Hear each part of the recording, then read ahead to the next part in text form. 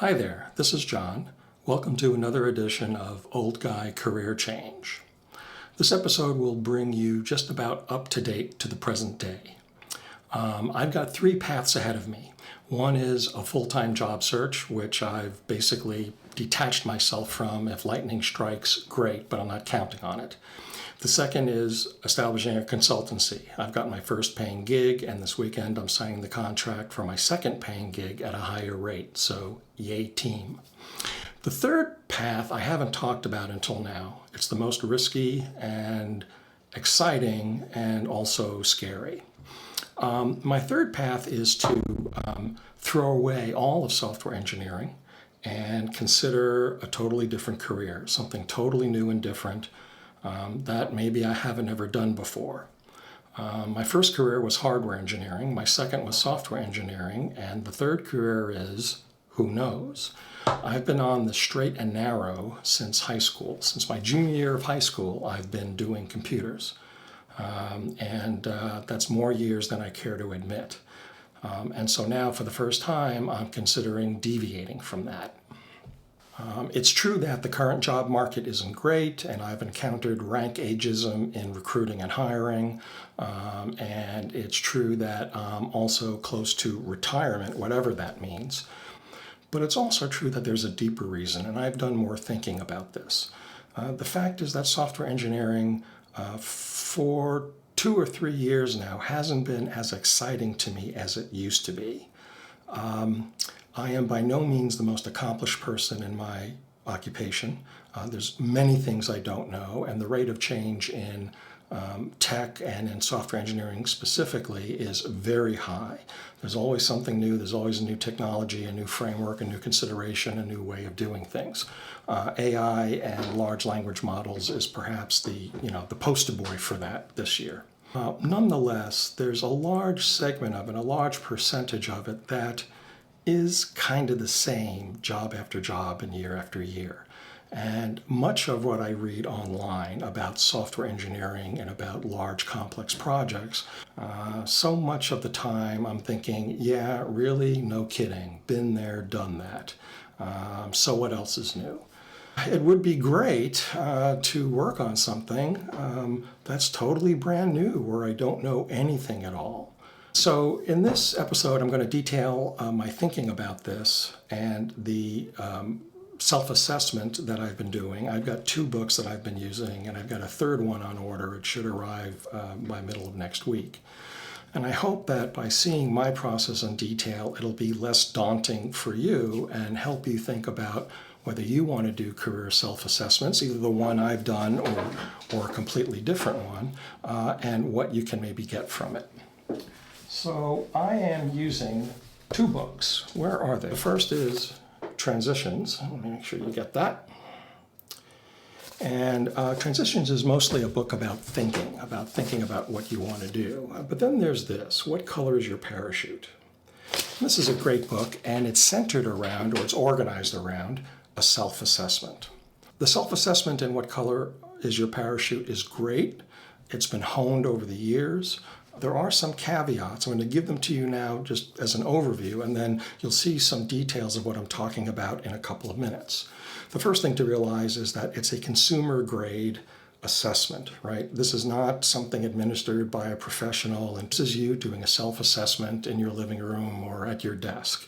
The results depend greatly on your current frame of mind, right? If you're grumpy and you're in a great mood, or something great just happened, if you're worried about a sick relative, it's going to color the answers you give to your assessments. Some results that you get can be too general, and you have to really drill down. It's almost like the assessment gives you a verb or a noun, and you have to really think about the right adverb or adjective to put on it.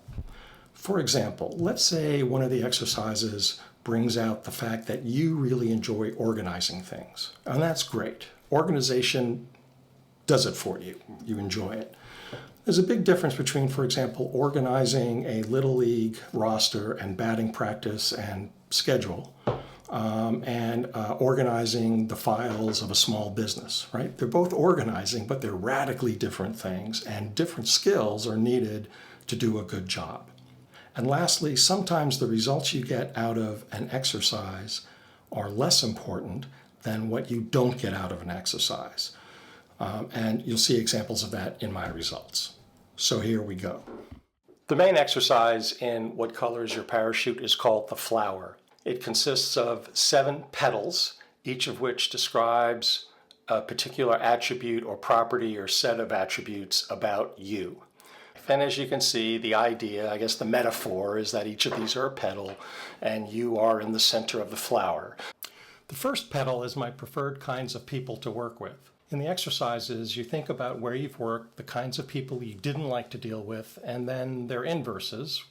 I found this exercise to be very easily influenced by the most recent employment events. In my case, my most recent 2 employers had, shall we say, problems with toxic management, opaqueness in decision-making, and loyalty that went only one way. And so, surprise, surprise, finding the opposite of those things in my next job is uppermost in my mind. There's also a so-called party game. This is based on the theory that there are 6 basic different kinds of people in the workplace. What it calls realistic, investigative, conventional, artistic, enterprises, and social. And there's a letter for each one, R, I, A, S, E, and C. And so imagine you arrive at a party, and the party has 6 corners because it's a hexagonal room. Each of these 6 kinds of people are in their own corner of the room. You can spend your time with only one of them. Which group would you gravitate toward? That's your first code. That group then leaves the party, they go to some other party, and now there are only 5 groups left. Which one would you gravitate toward? That's your second code. And then you do that also for the third code. These 3 letters are your Holland code, named after Dr. John Holland, who invented this personality theory. I did this exercise twice, and because of my different mental state at the time, I got 2 different answers. I got RIC as my top 3 codes one time, and then IRS as my top 3 codes the second time. But what is interesting to me is that R and I, the realistic group and the investigative group, swap places as the top 2, and they resonate with my own personal work history. Petal 2 is favorite working conditions. This exercise is similar. You list all of your previous working conditions and itemize what you liked and didn't like about each one. Then you use a prioritization grid to compare every 2 attributes to determine which one of each pair wins. What's interesting to me is what's not on this list. I don't super care about working outdoors or having an office with a view. I don't particularly care if I have a real office, a cubicle, or I work in an open office. And this is true even though I believe very strongly that open offices are terrible. But I have noise-canceling headphones, and long ago I learned to make my peace with it. And also, I like working remotely from home, but I also like working with others. So my interpretation is, all things being equal, if I had a super, super short commute and the workplace was very casual and it was a, happen in place, sure, I wouldn't mind going to the office 5 days a week. But what I don't want to have to do is spend, a half an hour or 40 minutes each way. And even if I am remote, I want a mental or emotional connection to my team and to the company. Petal 3 is what I can do and love to do, and my favorite transferable skills. These exercises were really involved. I wrote 7 stories about past events that were important to me, where I overcame adversity and felt a sense of accomplishment. And the book provides a list of skills with people, data and ideas, and things, and skills dealing with those 3 kinds of objects. You review each story and you tally which skills were used in each of the stories, and then sum up how often each skill occurred across all of the stories, and then you rank them. And so here are my top 10.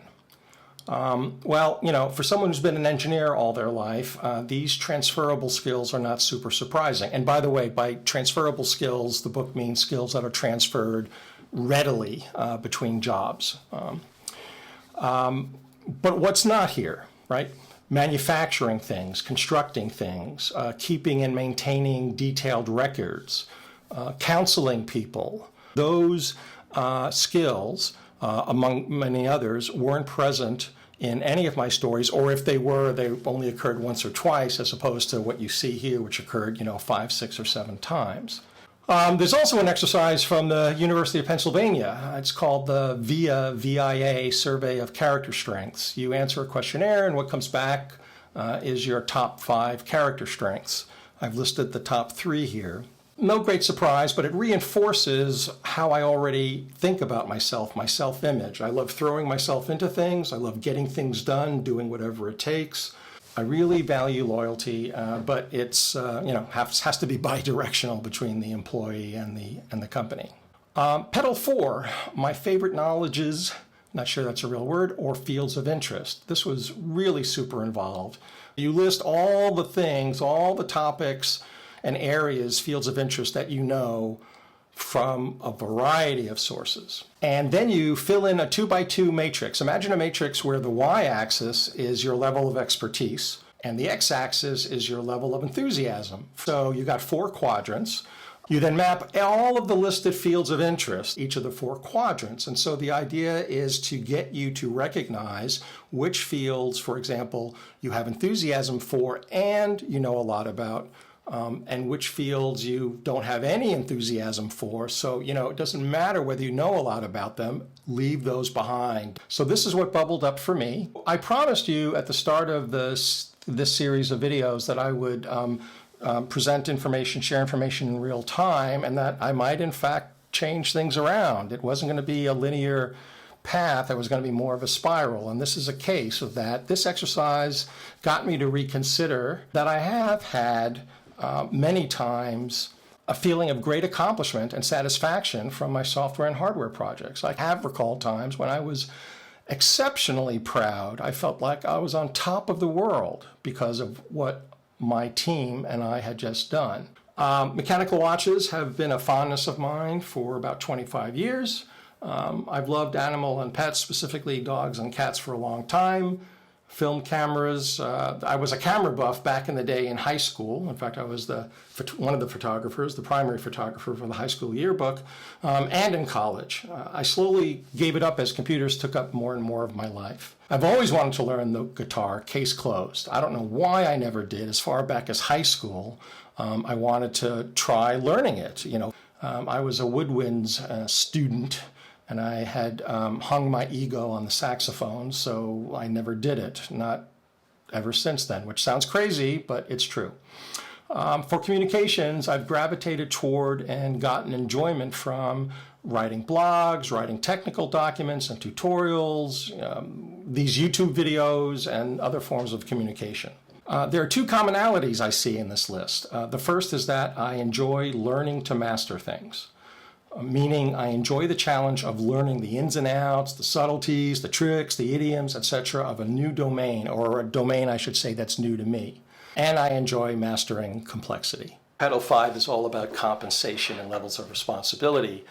I want to either be part of a team or leading the team. In terms of non-monetary compensation, I enjoy the feeling of a stimulating job where I'm helping others and I have some influence on something. And the money thing is an interesting consideration. The more money you need or the more money you want, the more constraints you will have on future careers and future occupations. And then petal 6, was funny. Make a list of all the places you lived and what geographical factors you didn't like and what's the opposite of those, and then you rank them. These are my preferred geographic factors, and I live in Seattle, lived here for quite a while. Seattle checks off all the boxes except for the less traffic than Seattle box. So if for some reason I was uprooted, I would take a look at Portland, I would look at Edmonds, but we're here, it's our stomping ground, we know how the city works. Yeah, traffic is a pain in the neck, but it otherwise checks all the boxes. So we're not moving, we're staying in Seattle. Petal 7 was the most difficult for me because I normally don't think of my life in terms of goals or purpose. But after doing the exercises for Petal 7, what I came up with is I wanted there to be more beauty in the world. By that I mean art and diversity. Even though I am myself am not an artist, more love and compassion in the world, and then stewardship of the earth is sort of all about making the earth a better place. Pulling it all together, these 5 things are my favorite areas of knowledge or topics. It's important to recognize 3 of them are things, and 2 of them are information. Communications is also about people. Film cameras and learning to play guitar feels more like a hobby. Yes, it's possible to have an occupation around them. You could repair cameras, you could be a photojournalist, but that isn't what sort of resonates with me. Computer hardware and software, I'm doing this exercise because I'm not sure what I want to do with my life, and I'm not sure if staying in computer software is it. But I can't deny, and this is forcing me to acknowledge, I should put it that way, that's more positive, that there are aspects of working in software that are very enjoyable, and I have enjoyed, and it has given me fulfillment and a sense of accomplishment. The transferable skills are the top 6 transferable skills from that exercise. And so the idea is now to take all the things in the first list and all the things in the second list and sort of do a cross product of them and see what can pop out for potential new or different occupations or careers. And that's it for an overview of the self-assessment from What Color is Your Parachute. Next week, I'm going to talk about some decisions I've made about possible future careers. I'm deep into evaluating 2 of the alternatives, and I've already made some new discoveries along the way, and we'll see where that goes. I hope this has been helpful. Take care. And now I'm supposed to say, please like this and hit the subscribe button and ask me any questions in the comments. Thank you for watching. See you next time.